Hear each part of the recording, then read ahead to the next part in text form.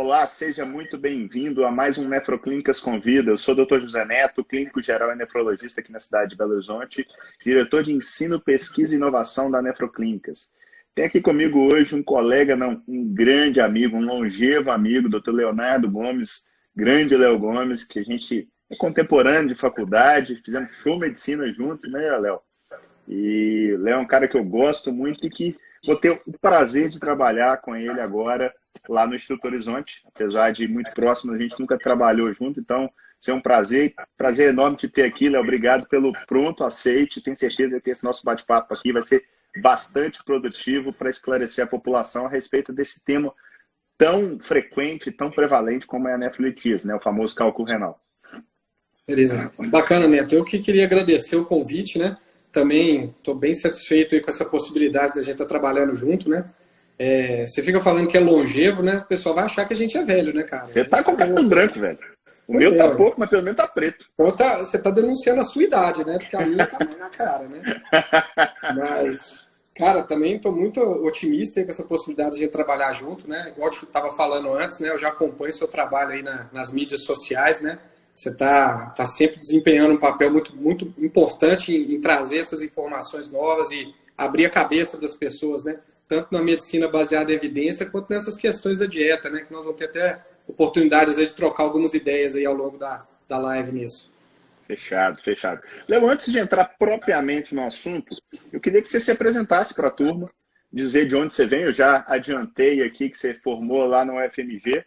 Queria que você contasse um pouquinho da sua trajetória, onde que você se fez cirurgião geral, depois urologista, e até em última análise, o que você faz hoje? O que o Dr. Leonardo Gomes hoje atua na área da urologia? Não, bacana.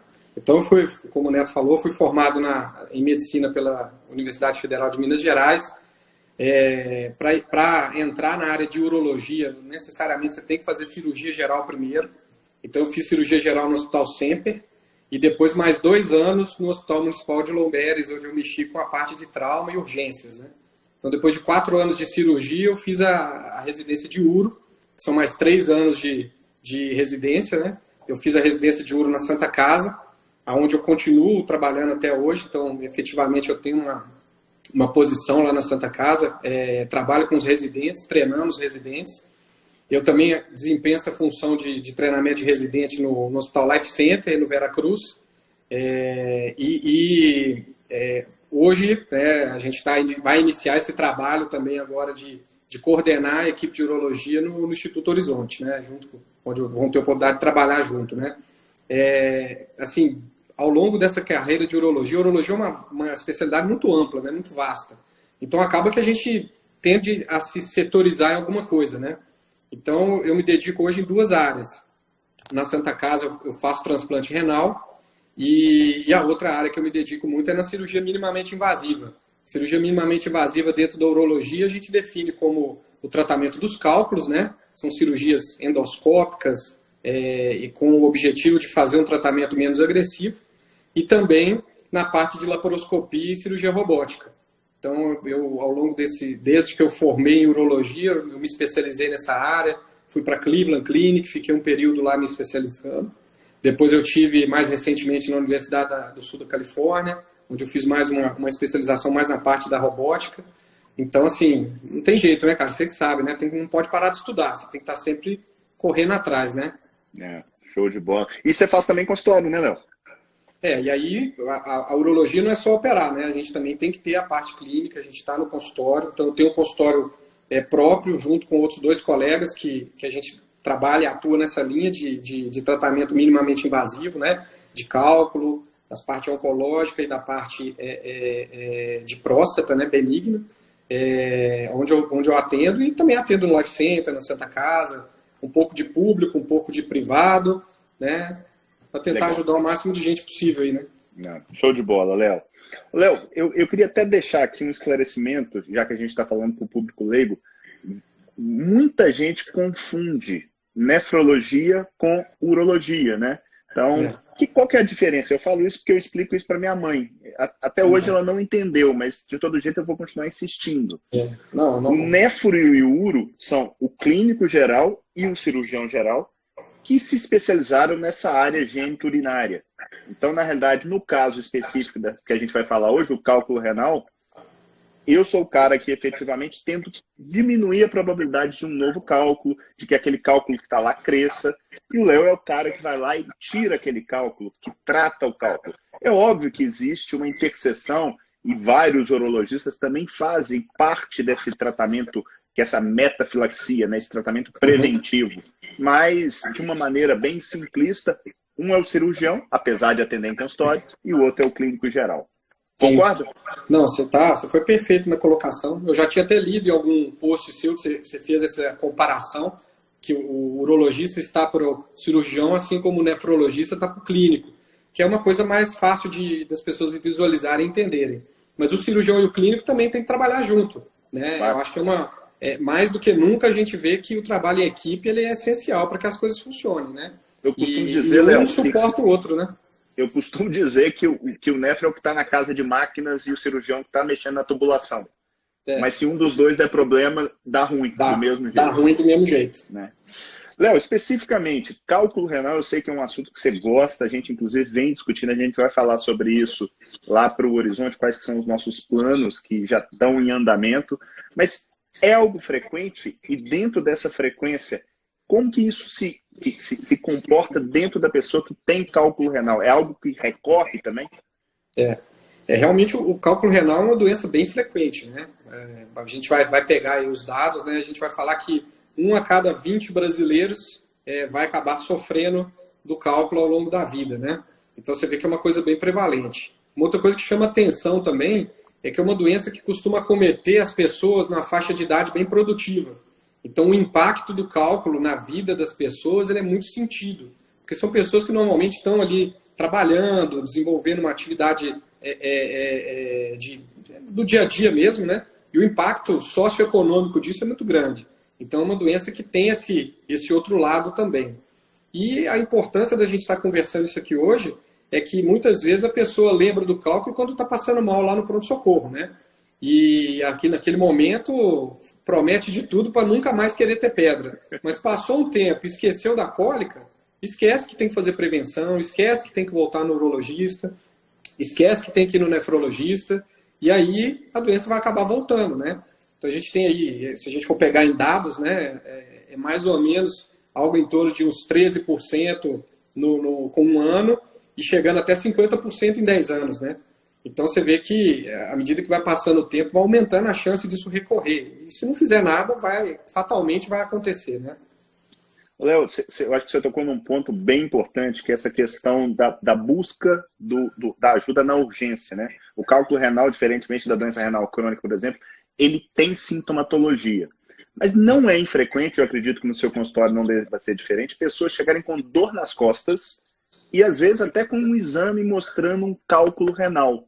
Como é que você orienta os pacientes para fazer essa diferenciação entre o cálculo renal que está causando a dor ou uma lombalgia osteomuscular, que também é algo bastante frequente? Isso aí vem vamos dizer assim, do imaginário popular, né? Todo mundo que sente uma dor nas costas já fala assim, eu estou com problema no rim. Então isso já é uma coisa que está sedimentada na mente das pessoas, né? E eu acho que a vantagem de a gente estar conversando é justamente desmistificar algumas dessas coisas, né?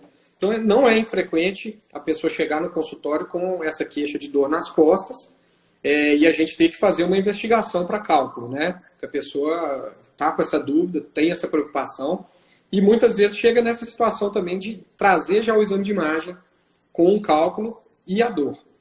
Normalmente o cálculo, para ele causar a dor, ele tem que causar algum tipo de obstrução dentro do rim, né? Então antigamente a gente falava assim, cálculo que dói é aquele cálculo que está no ureter.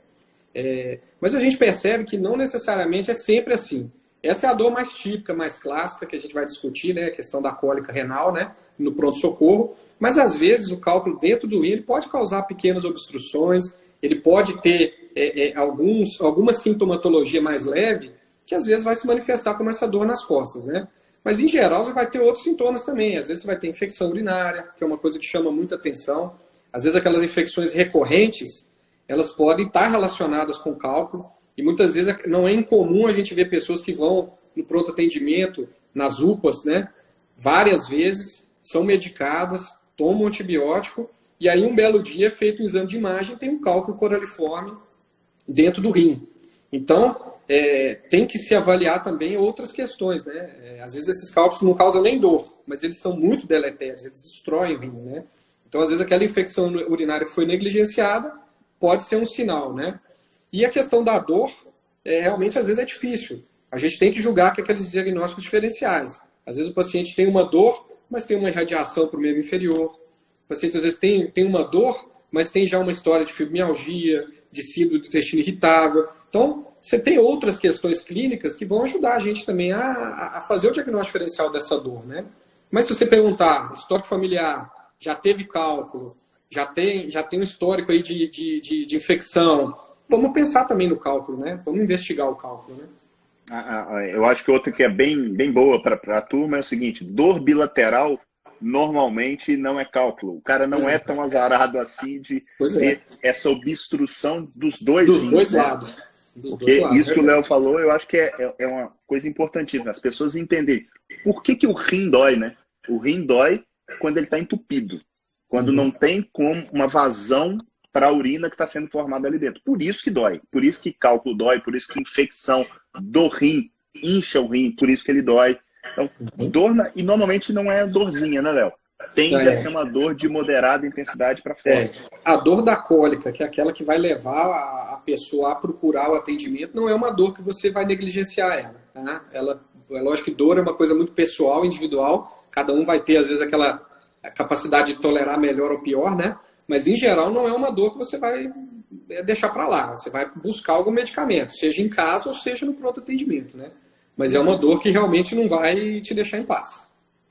Léo, você comentou aí a respeito do cálculo coraliforme. Eu queria que você falasse um pouquinho dele, mas eu vou te fazer uma pergunta que vai te poder abranger até um pouco mais. Não é infrequente, por conta de check-ups ou, às vezes, facilidade própria de fazer um ultrassom por causa de uma dor abdominal, por exemplo, ou mesmo em pacientes assintomáticos, um encontro de cálculos de forma assintomática. Seja um, seja dois, ou seja um cálculo mais grave. Como é que é a sua conduta frente a esse achado da pessoa que nunca teve uma cólica nefrética? Então aí nós vamos ter que avaliar a característica do cálculo, basicamente, né? Às vezes é muito comum a gente ter aquele ultrassom ou mesmo uma tomografia com cálculos pequenos. Quando eu falo pequeno, eu estou falando cálculos de até 1 centímetro, né? Então é muito comum a gente receber ultrassom com vários cálculos de 2, 3, 4 milímetros, né?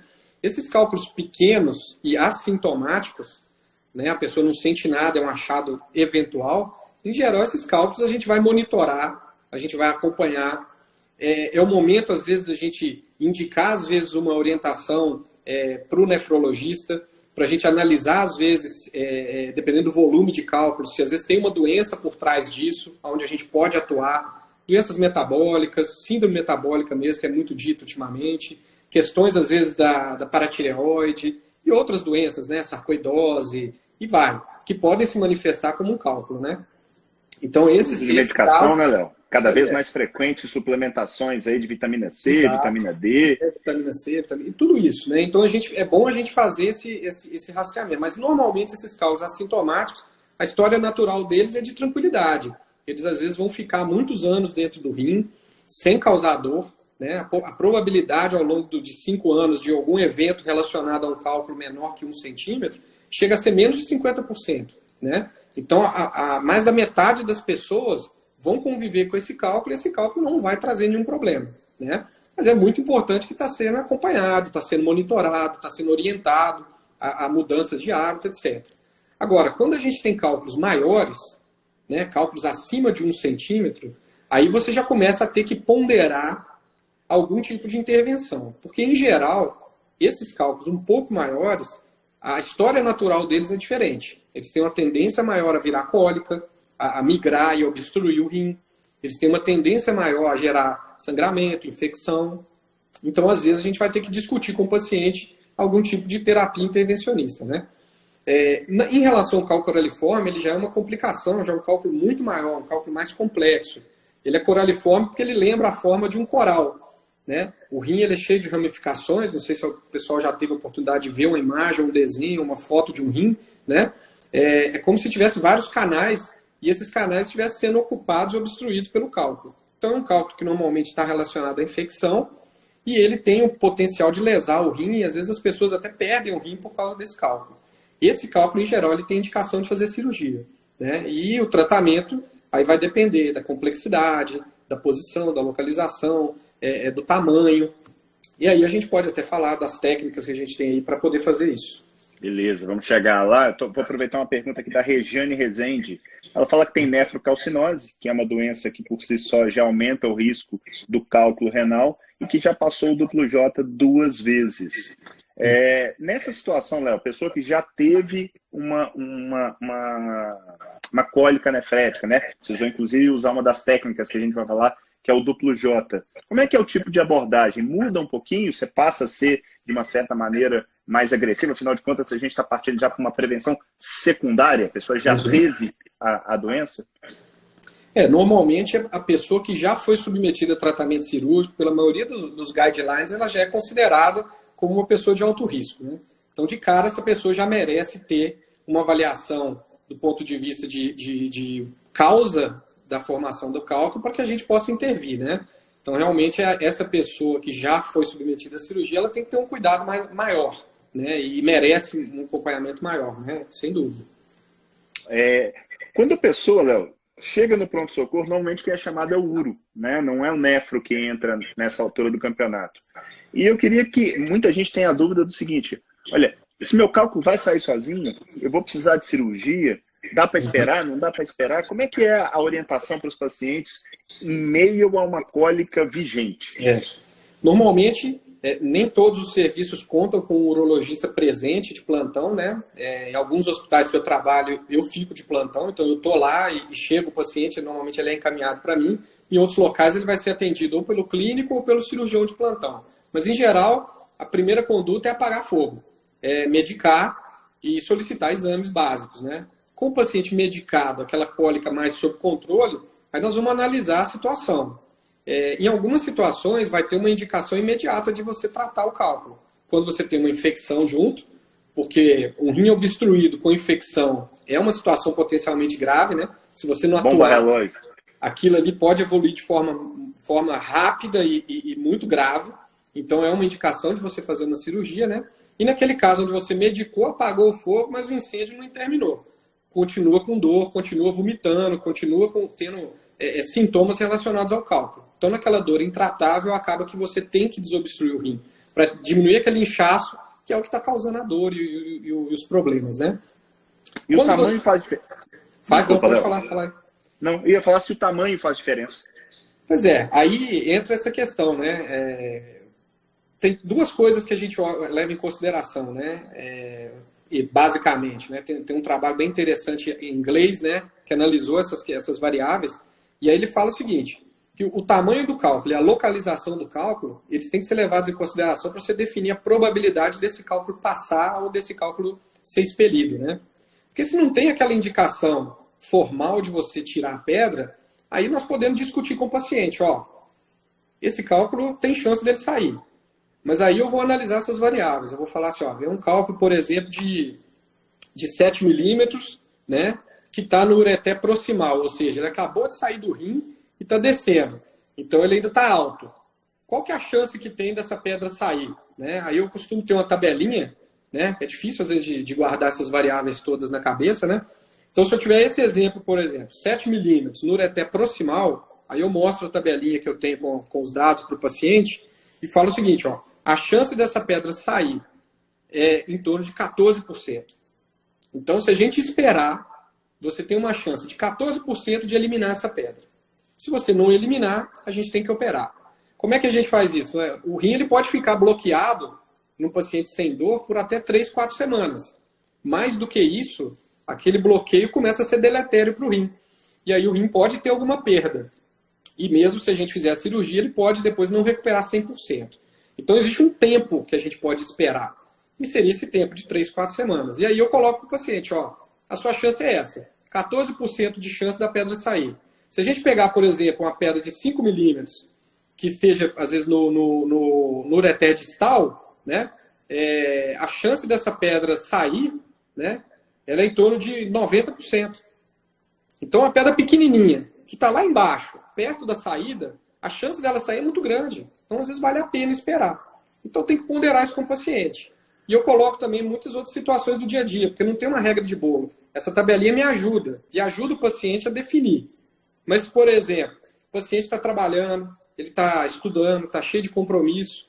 Será que ele vai poder ficar esperando um mês naquela incerteza de quando vai ter outra cólica, se a pedra vai sair ou não? Às vezes o paciente opta por uma resolução mais pronta e mais imediata. Às vezes você vai viajar, não é raro a gente acontecer isso, o paciente está com a mala pronta, passa mal um dia antes e chega lá no pronto-socorro. E agora? Vou viajar com essa pedra? Então tem situações que a gente tem que conversar, por isso que cada pessoa e cada situação é individual e a gente tem que analisar ela de acordo com aquela situação, né? Fantástico, achei muito bacana isso, porque fica claro que não é só o tamanho, não é só a posição, tem uma outra pessoa do lado de lá, né? E aí, sim, considerando que essa pessoa do lado de lá está morrendo de medo da cirurgia, mesmo que a probabilidade desse cálculo não sair seja alto, 70%, 80%, o que você tem como opção? Basicamente esperar, ou tem algum tipo de medicamento ou intervenção que você possa tentar fazer para melhorar isso aí? Quando a gente fala esperar, não é esperar, né? Basicamente, a gente vai ter que fazer o seguinte, só voltando naquela questão da decisão, uma outra coisa que recentemente eu acrescentei nesse armamentário para ajudar o paciente também, e eu, né, junto com o paciente, a decidir, tem um aplicativo que ele mede também a questão da dor. Porque tem um trabalho em inglês também, que chama Mimic, que analisou essa questão do efeito da dor sobre a taxa de eliminação do cálculo. Então, aquele paciente que você medicou e o incêndio apagou, né, e que nas 24 horas seguintes à cólica ele ficou bem, esse cara provavelmente tem uma chance maior de eliminar o cálculo, né? Agora, aquele paciente que medicou, melhorou, mas não melhorou tanto, ele às vezes vai ser liberado para casa, ele vai acabar voltando e esse paciente vai acabar precisando de operar. Então, a resposta para a dor é outro dado também que é muito interessante da gente analisar. E eu levo isso também muito em conta, né? E aí, esse aplicativo, ele dá a mesma informação, só que na forma de um aplicativo de celular. Eu abro o celular, coloco para o paciente lá aqui, ó, seu cálculo tem tantos milímetros, está em tal lugar, a sua dor controlou, e aí ele fala para mim, ó, qual que é a chance de você eliminar o cálculo, qual que é a chance, quantas pessoas igual você optaram por operar, o que aconteceu. Então é bem interessante isso. Eu acho que ajuda muito na decisão clínica, né? Não, isso que você falou é medicina baseada em evidência na prática. Sim. É isso aí. Você, como médico, como cirurgião, como urologista, mostrando para o paciente quais são as reais possibilidades. Julgando no mesmo time, não simplesmente definindo você vai operar ou você não vai operar. Muito legal, Léo, muito legal mesmo. E aí depois, quando a gente tem essa questão, né, vamos dizer assim, o paciente, a gente optou, ó, tá seguro, melhorou, vamos fazer um acompanhamento. Como é que é esse acompanhamento? Normalmente a gente orienta como que trata uma cólica. Basicamente, tem que usar analgésico. Normalmente eu mantenho isso fixo, o mesmo analgésico que a gente dá no PS, eu mantenho fixo nas primeiras 24, 48 horas, e depois a gente vai tirando aos pouquinhos, de acordo com a resposta do paciente. Mas normalmente todo mundo que não tem alergia sai com uma novalgina, sai com um anti-inflamatório, pelo menos nessas primeiras horas, né? Nesses primeiros dias, e algum tipo de opioide de resgate, que é o que a gente normalmente usa no pronto-socorro. Orienta o seguinte, o nível de evidência é meio controverso, mas se a gente pensar na fisiopatologia, faz sentido a gente esquecer daquela conduta que todo mundo manda de beber água pra caramba. Então eu acredito que hiperidratar faz mais mal do que bem para eliminar o cálculo. Porque não tem nada que mostra que você, hiperidratando, você vai expulsar a pedra com mais facilidade, igual as tias costumam falar, né? Toma abacaxi com Coca-Cola, chá de não sei o quê, e manda todo mundo beber água. A minha opinião é que isso vai aumentar a dilatação e vai piorar a cólica. Aí eu mando faca beber de 2 gumes, né? No mínimo, uma faca de 2 gumes. Eu mando falar, ó, bebe água, mas não exagera, por favor. Outra coisa que é muito importante, que ajuda muito na dor, isso já com nível de evidência maior, é a questão de colocar compressa de água morna.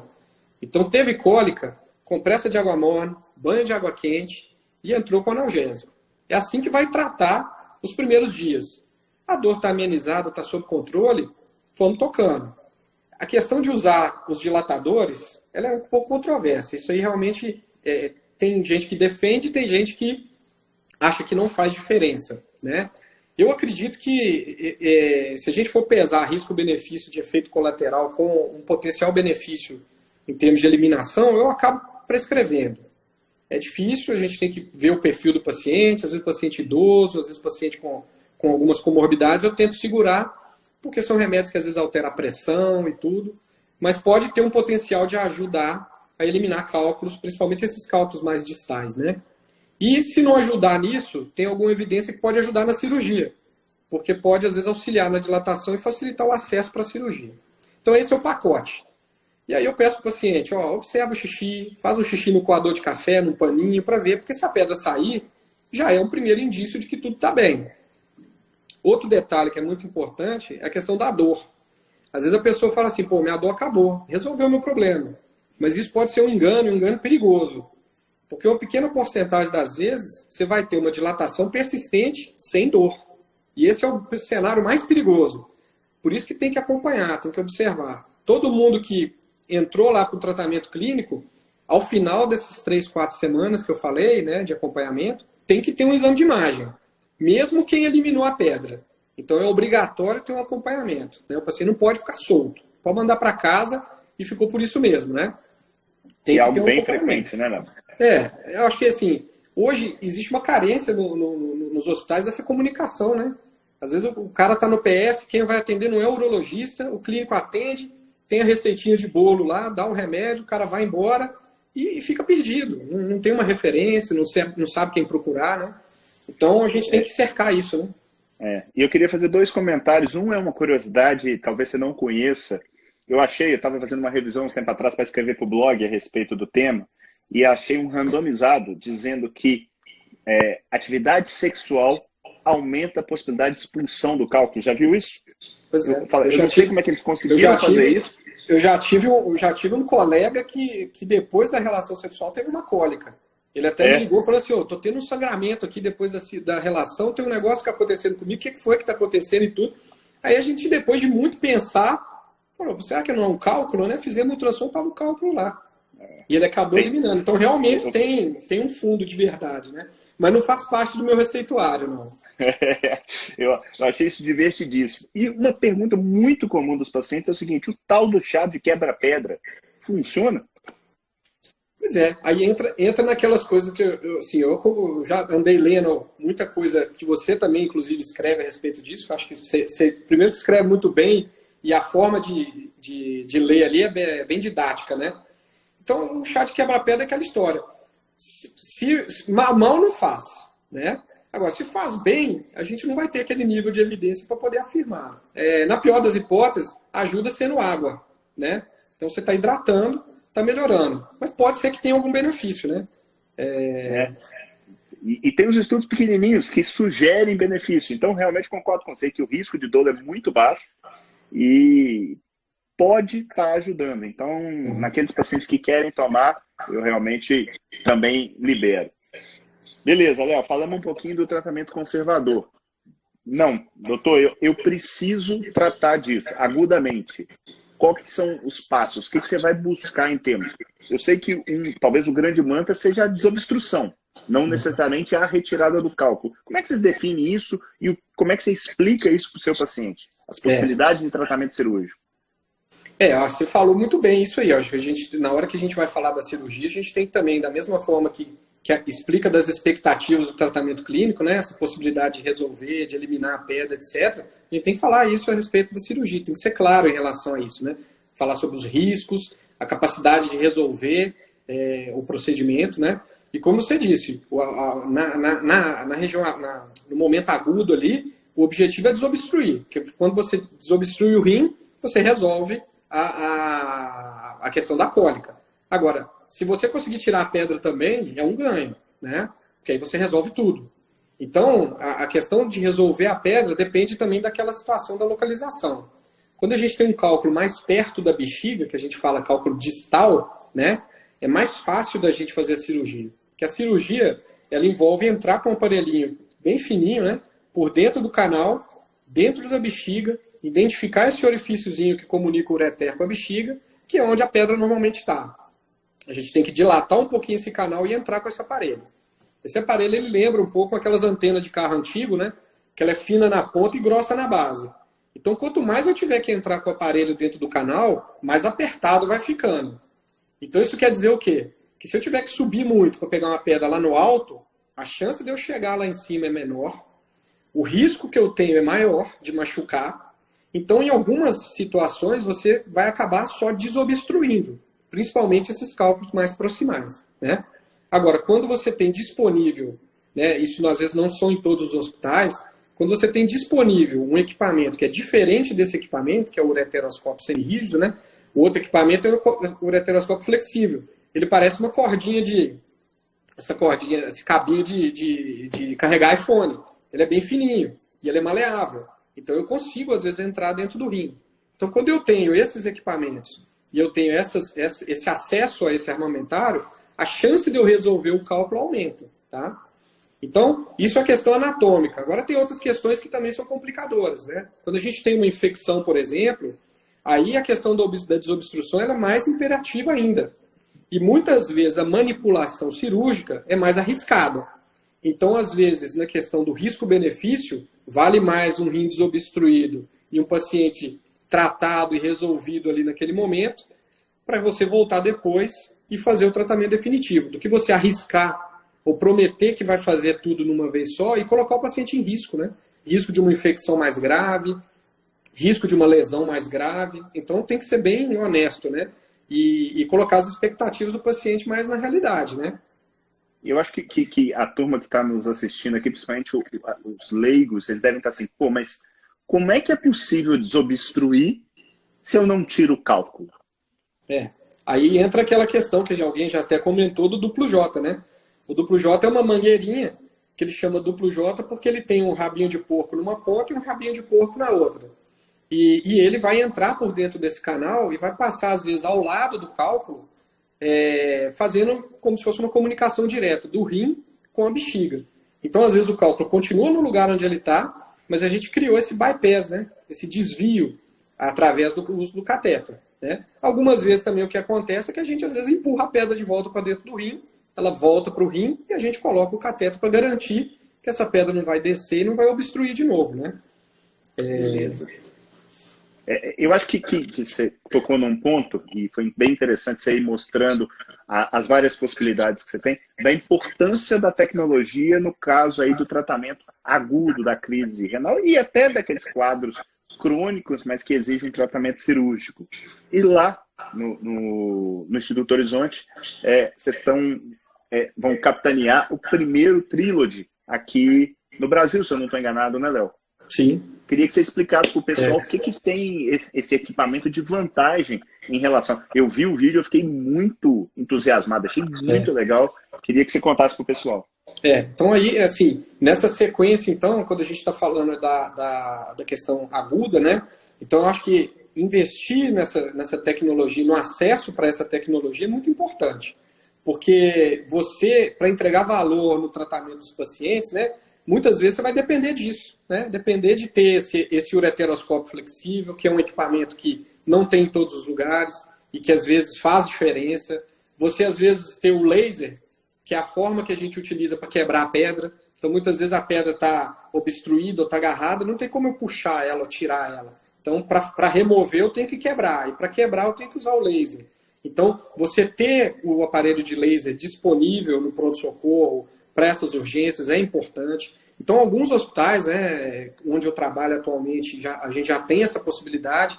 Então, no Life Center, onde a gente onde eu tenho esse atendimento de urgência, a gente tem acesso a esses equipamentos, né, ao flexível, ao laser, mas às vezes precisa de algo mais, né? E o algo mais é o que a gente está buscando lá no Horizonte, né? Um dos equipamentos que você falou é o Trilogy. O Trilogy, o que ele é? Ele é uma evolução dos equipamentos que já existem hoje para quebrar pedra.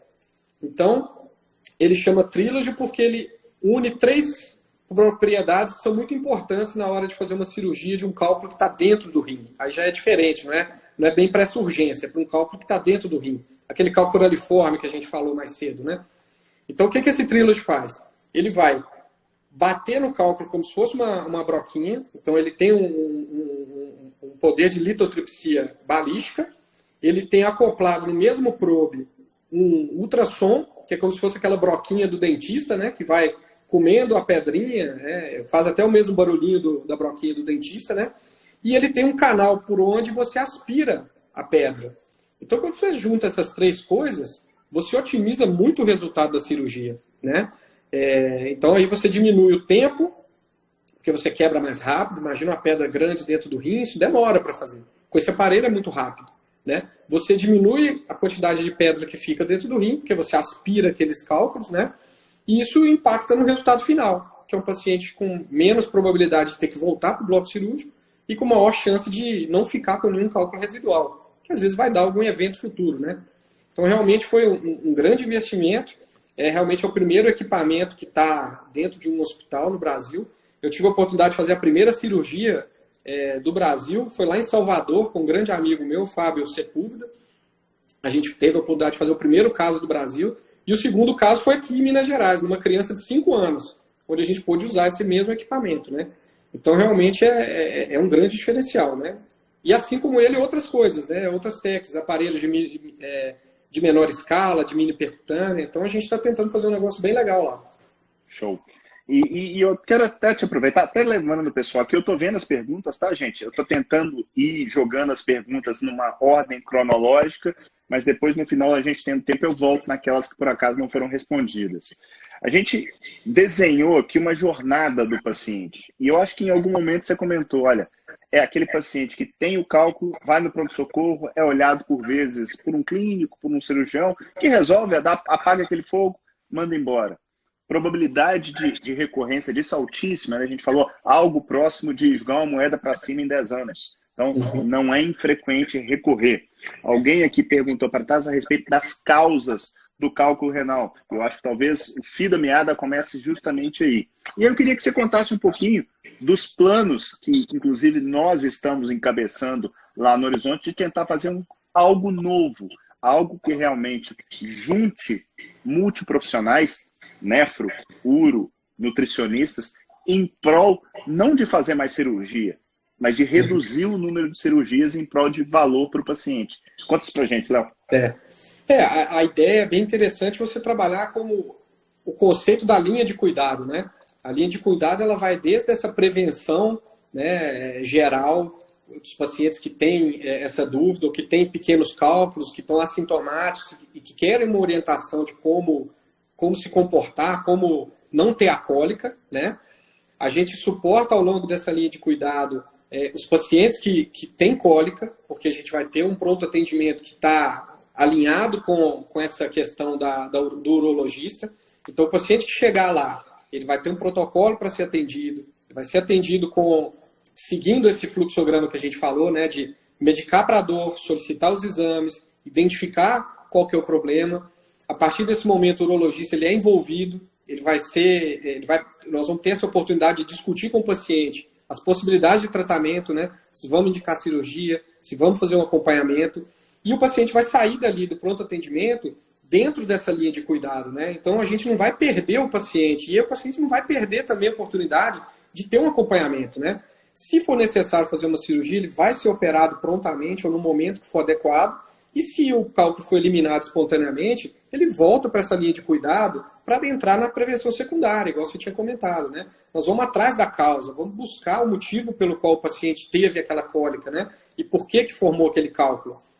E vamos monitorar o nefrologista, o urologista, todo mundo trabalhando em conjunto. Acho que o papel do nutricionista vai ser importante, porque eu gosto muito do negócio que você fala, né? Você é o que você come, né?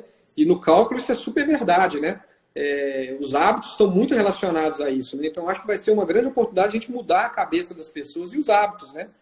E secundariamente, naqueles casos mais complexos, né, que o nefrologista atender, que o clínico atender, eles vão entrar ali para que a gente possa analisar essas cirurgias mais complexas, cálculos coraliformes, cálculos grandes, né? E aí nós vamos contar com o apoio dessas tecnologias que vão estar suportando essa linha de cuidados, né? Então a gente vai poder fazer os tratamentos minimamente invasivos, né? Tentando otimizar sempre o resultado, qualidade, diminuir risco, para que o paciente seja atendido de uma forma global, né? E depois que terminou, tratou, ele volta de novo para a linha de cuidado. É um ciclo, né? Aquilo ali é uma imagem de uma linha, né? Aquilo ali vai contínuo, né? E o paciente está sempre envolvido, né? E a gente também. Eu costumo dizer que no cálculo você é aquilo que você come e bebe. Sim, sem dúvida. Ou não bebe, né? Porque normalmente, ou né? não bebe, verdade. Ô, Léo, acho que a gente deu uma passão. Bom, eu queria voltar aqui em algumas perguntas que nossa audiência fez. Deixa eu ir encontrando aqui, ó. A Alessandra Patrício, como que a dieta pode ajudar nesse processo? Você está perguntando pro Papa aí, né? Porque o Neto é o cara. E assim, ele é minha referência. Eu sempre que eu tenho alguma dúvida, eu vou perguntar para ele, né? Mas de forma geral, né?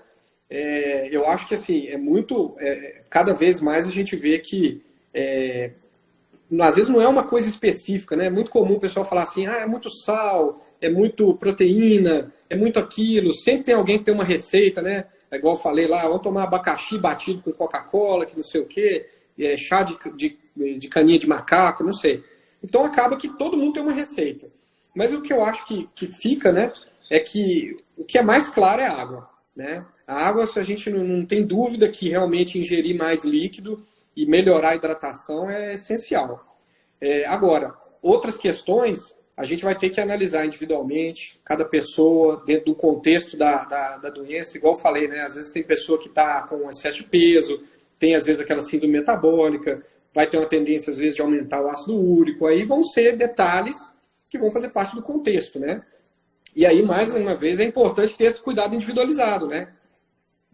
Eu falo, Léo, eu concordo plenamente com isso que você falou e, assim, aproveitando o gancho, com relação à água, o ideal é que essa pessoa forme 2 litros de urina por dia. Sim. Então é para ser antissocial mesmo, é para tomar 3. E isso está validado já, com randomizado, mostrando redução no número de crises, de cólicas renal. Com relação à alimentação, é engraçado que a hora que você vai pegar, por exemplo, cálculos por causa de hipercalciúria, a pessoa elimina muito cálcio na urina. O que é o clássico? Reduz sal, reduz proteína. Só que a hora que você vai para a literatura é, de uma certa maneira, frágil. Ela não te dá tanta robustez nisso. E a minha impressão, e aí eu vou deixar muito claro que é uma impressão pessoal, arruma sua casa primeiro. Normalmente as pessoas chegam comendo muito mal, mas muito mal. Tem um elefante na sala e a pessoa quer resolver aquela carreira de formiga que tem no canto da sala. Às vezes a pessoa está querendo tomar lá o chá verde, comer o goji berry e à noite está comendo pizza. Então, arruma sua casa primeiro. Isso aqui não é nenhum terrorismo nutricional, muito antes pelo contrário. Quem me conhece sabe que eu não sou disso, mas dá aquela arrumada e aí entra com a peculiaridade. Eu falo muito para as mulheres o seguinte, olha, você não vai para um casamento antes de tomar banho. Então, não tenta passar maquiagem antes de tomar banho. Não toma banho primeiro. Arruma a sua casa e depois você muda. E é isso que eu acho que nós estamos querendo levar para essa linha de cuidado lá no Horizonte. Sem dúvida. Outra pergunta que eu vi aqui, Léo, da doutora Renata Neff, nossa colega, minha colega aqui de especialidade. Paciente com cálculo coraliforme precisa necessariamente ficar com a urina sempre estéril? Vocês buscam isso? Tratam mesmo os assintomáticos? Na verdade, o tratamento da infecção, ela vai acabar quando você eliminar o cálculo, né? O cálculo coraliforme é um dos cálculos que a gente tem que ser muito agressivo na questão de resolutividade. Porque se ficar um pouquinho de cálculo, aquilo ali vai ser, vamos dizer assim, um ninho para a formação de um novo cálculo, né? E o cálculo coraliforme é igual a história do ovo da galinha. Às vezes a gente não sabe quem que veio antes, né? Mas a gente sabe que a infecção promove o aumento do cálculo, porque as bactérias elas vão estar envolvidas no metabolismo e aumentando a formação do cálculo. E o cálculo é um ninho para a bactéria, como se fosse um biofilme, né? As bactérias moram no cálculo. E aí vira aquele ciclo, né? Então a gente só consegue interromper o ciclo quando a gente remove a pedra por completo, né? Então é muito difícil, às vezes, você conseguir esterilizar 100% da urina. Às vezes você vai ter momentos em que a urina está estéril ou não, mas é bem mais complexo.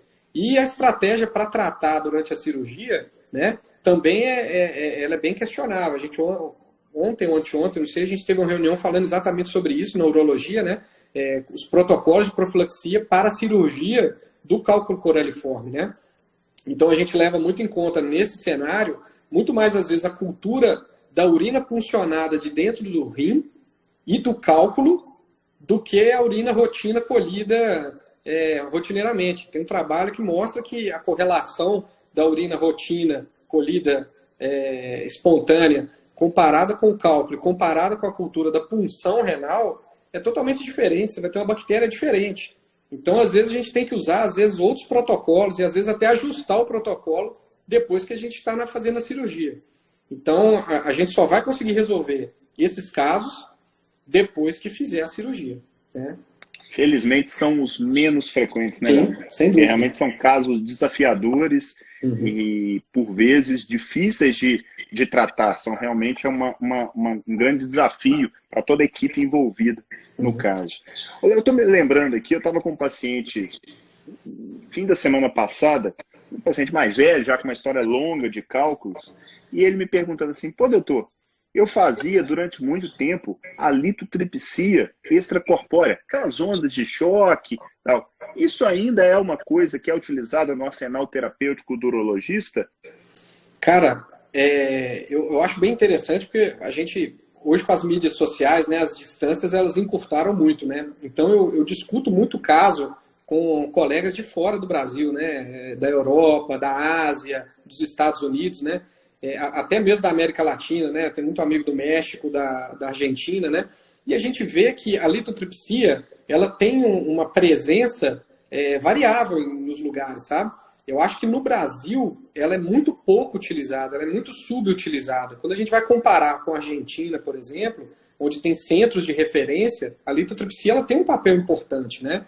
Nos Estados Unidos, nos grandes centros de cálculo, ela tem um papel importante e relevante, né? Agora, é um tratamento que aqui no Brasil ele é pouco explorado, muitas vezes porque as máquinas são um investimento alto. E as fontes pagadoras negligenciam e pagam muito mal. Então aí você já tem um problema de manutenção do tratamento baseado no honorário e nas taxas que você consegue, para manter um equipamento de alto investimento. Você tem a questão técnica. Para ela ser bem feita, ela precisa de o paciente estar anestesiado, sedado, né? Para que gere o mínimo de movimento possível. É necessário que o urologista acompanhe o tratamento, que normalmente é um tratamento de 20, 30 minutos às vezes. Então, é necessário fazer ajustes e calibrações.